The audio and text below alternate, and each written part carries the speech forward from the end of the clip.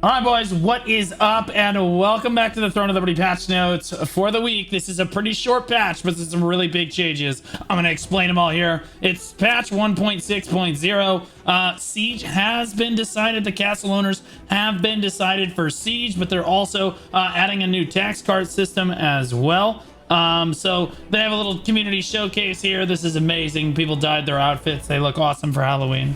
That's amazing. First month in Silicium. We're happy to share the notable stats since the start of our journey and can't wait to see what you'll accomplish next. 103 million hours played. Deadliest bosses, players deaths, Malakar. Screw Malakar, bro. All my homies hate Malakar, bro. Morokai, that one's kind of surprising. And Talis, Kawazan. I guess Kawazan doesn't necessarily kill you, but it's the mechanic that's really frustrating for a lot of people during conflict. That's annoying. Total number of players hitting level 50, 937,000 is crazy. That's almost 1 million players in the first month hitting level 50, which is quite a lot of playtime. Of people giving the game an honest shot. That's really, really good. Now, obviously, they're not all going to stay with it over time, but that's really cool. Quest completed, contracts completed, total PvP kills 56 million. That's a pretty cool statistic as well. This is the juicy part of the patch notes here, the tax delivery event. Sounds really, really cool. I'll explain it to you as we go here as I read through these. Now that all the first defenders have been selected, the reigning guild may schedule the tax delivery event for their server. Reigning guilds may schedule the tax delivery between 2 p.m. and 1 a.m. local server time. To check the tax delivery event, when the tax delivery event is scheduled, open up your map and check the timetable under the daily. Tax delivery is a major guild event where the reigning guild must protect a caravan of taxes acquired from their territory. If the reigning guild successfully transport their spoils from Vienta village to Stoneguard Castle, they'll receive a generous bounty of Lucent and Solent. However, if an attacking player thwarts the delivery, the rewards will instead be distributed to every participant outside of the First Defenders Alliance. All right, so basically, guys, if successful, again, the caravan is going from Vienta village to Stoneguard Castle. If successful, the caravan makes it to Stoneguard Castle, and the defending alliance is rewarded with whatever rewards make it with the cart. About 100,000 or so Lucent and 5 billion Solent is going to be added to the castle rewards. And then if the entire server fights them the whole way, so the whole server is up against presumably the strongest alliance on the server. And if the defending alliance fails to defend the cart, the taxes are distributed among the offensive guilds, the ones attacking the cart, based on contribution. So if you do more, it's kind of like the bosses, the world bosses. If you do more damage to it, you'll get more of the tax return on your guild. So a very fun event. So far, the community's response to it has been a little bit mixed. Let me know in the comment section how you feel about it. Some people think it's just the rich getting richer. I think it kind of depends on how willing your server is to fight the lead alliance. Every server should have a fight for this, since it's everybody against them and not everybody against everybody. It's not like a world boss where everyone's fighting each other, but the strongest alliance reigns dominant, but you could all hit each other. This is, you can only really hit the defending alliance, so like it should be a lot more approachable for a lot of PvP guilds. I wouldn't get discouraged about trying to do it if you're a casual guild, because again, it's based on contribution. Who knows, you might do pretty well with it.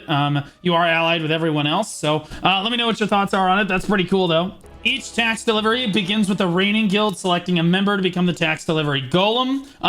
Capitalize on powerful abilities on Titan Cargo to fend off the seemingly endless onslaught of players that will stop at nothing to piece the prize. Communication and coordination from the reigning guild can make or break the delivery. So again, the caravan is not like in Ashes of Never Being Created, where it's like, or in BDO or Black Desert, where it's like an actual cart. No, it's literally a golem that is walking down to Stoneguard Castle. I'm not sure if the golem can defend itself, but presumably it absolutely can, but it is going to slow you down to do these attacks, which I think is kind of a cool dynamic as well.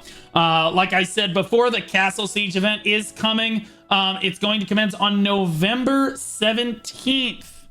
November 17th is a Sunday.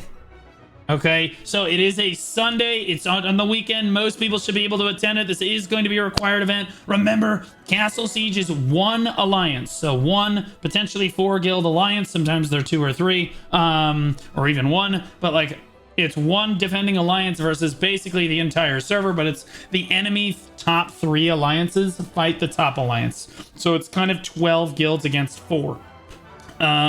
It's kind of a Zerg, but you have the defender's advantage, but they're going to explain it a little bit to us. As Siege begins, you have 45 minutes to achieve the victory. I'll be honest with you, I think this is an L.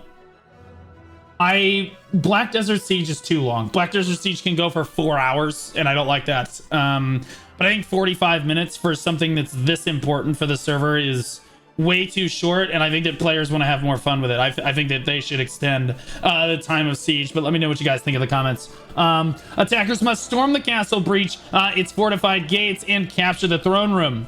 Defenders transported inside the castle at the start must hold their ground, leveraging every resource at their disposal to repel the invaders. If the throne is contested when the timer runs out, the siege enters a tense 3-minute overtime where the battle's outcome hangs in the balance. Strategic locations like siege ruins play a crucial role. Capturing those ruins not only provide transportation and resurrection points, but also allow attacking guilds to summon powerful siege golems. Each golem, whether it's the stone crasher, the battle carrier, the gate hammer, or the jump attacker, bring unique abilities to the battlefield, from devastating castle walls to transporting players over them. Okay, so essentially you're all going to get golems, assuming you take like certain points as you siege the castle. Understand that you're fighting for resurrection points as well if you're in the attacking guilds, and you can all hit each other. So even though it's 12 guilds versus 4, the 12 guilds can accidentally like friendly fire each other. So the resurrection points can be hotly contested and lend to a lot of disorganization if the attacking guilds are not kind of in communication and on the same page. Here's like the transporter golem. I think that the golems make siege really interesting. I think it's one of the most interesting parts about doing Throne and Liberty Siege. It's like, as a player that hasn't done it yet and is doing it for the first time, these things look incredible. You know what I mean? Like it makes the siege seem really epic. And you don't see this in other games, so I'm very excited. Attackers must navigate the castle's intricate layout using environmental elements like the sewage system for surprise ambushes, or operating gate levers to control access points.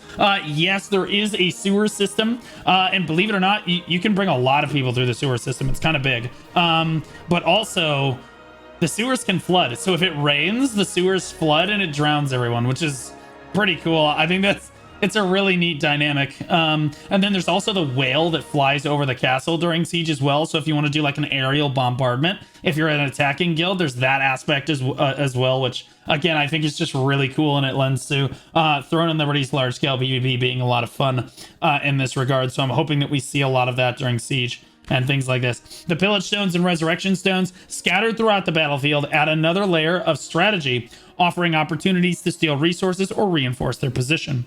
While most guilds will focus on taking power in the throne room, these 5 pillage stones can be captured by any attackers to snatch, stolen, and loosen from the castle vault, even if the reigning guild maintains control.